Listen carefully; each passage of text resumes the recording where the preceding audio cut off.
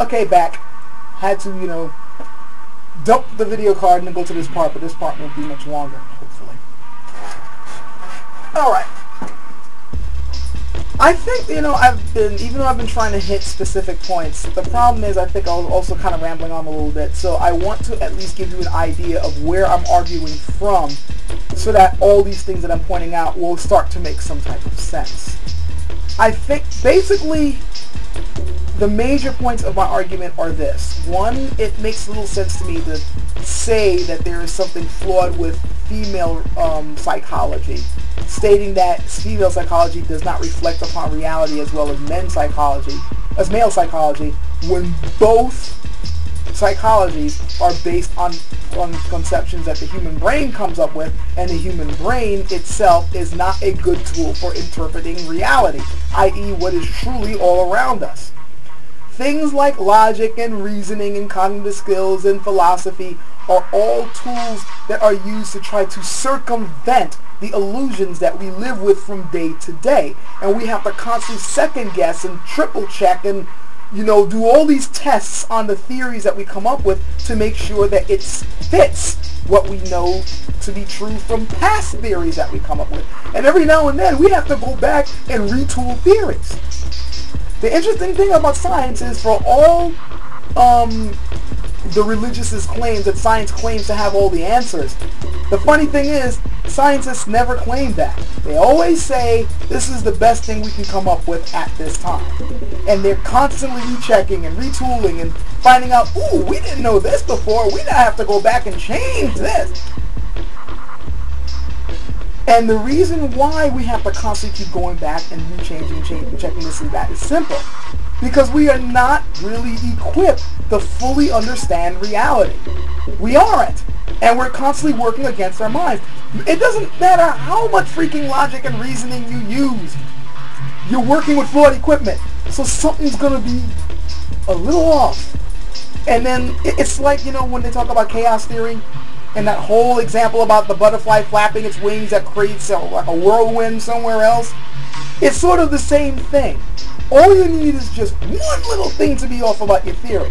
And as the years roll on, the centuries roll on, and you keep on using this same model that you're using to interpret reality, the flaw is going to be more and more apparent. So as soon as, oh my God, we got a big gaping hole in the theory from what we've gathered now in these current years, now we need to go back and fix this.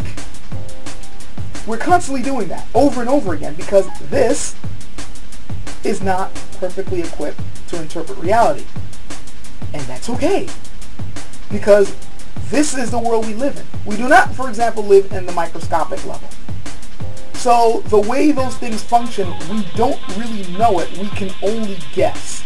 We can come up with complex models and theorize on it and use logic to try to figure things out and rationalize it. But until we can actually work within the microscopic level at the same thing that microscopic animals can, we won't know what it's like.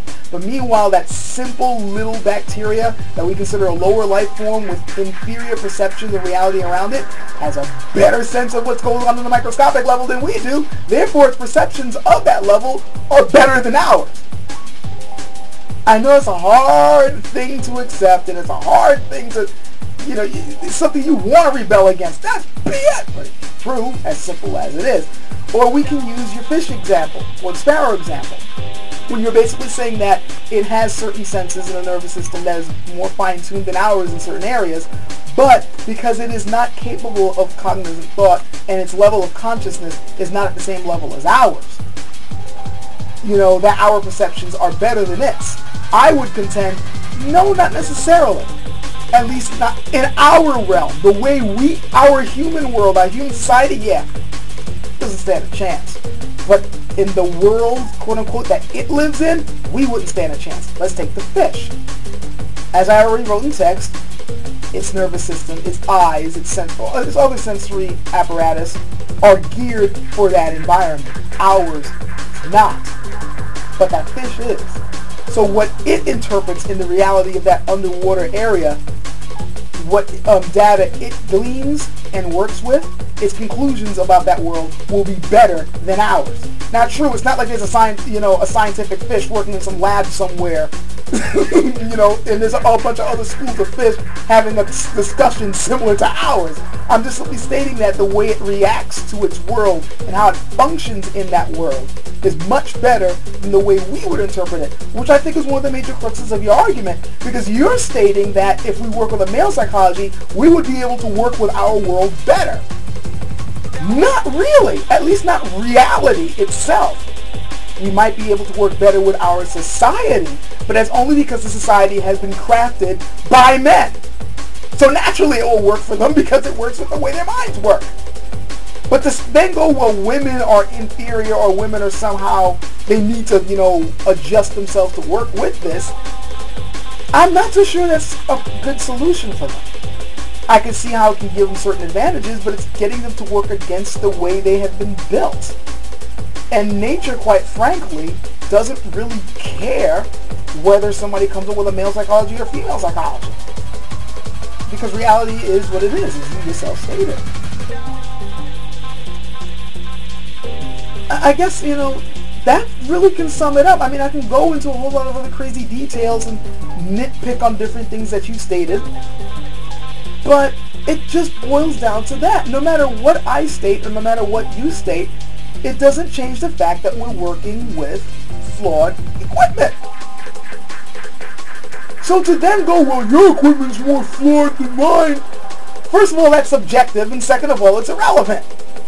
Coming up with a male psychology is not going to allow us to interpret reality any better than we have. And keep in mind that a lot of advances that have been brought about in science and in society have been produced by women anyway.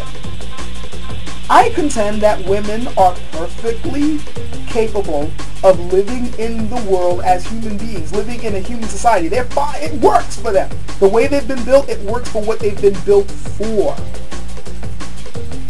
They're not at a liability, save if they're working in an area that would be more suited for men. But even then, human beings as a whole are adaptable anyway. And thus, women will be able to adapt as they already have been. So to then state that, female psychology puts them at a disadvantage, I really don't think so. It's been built that way for a reason. Their minds have been built that way for a reason.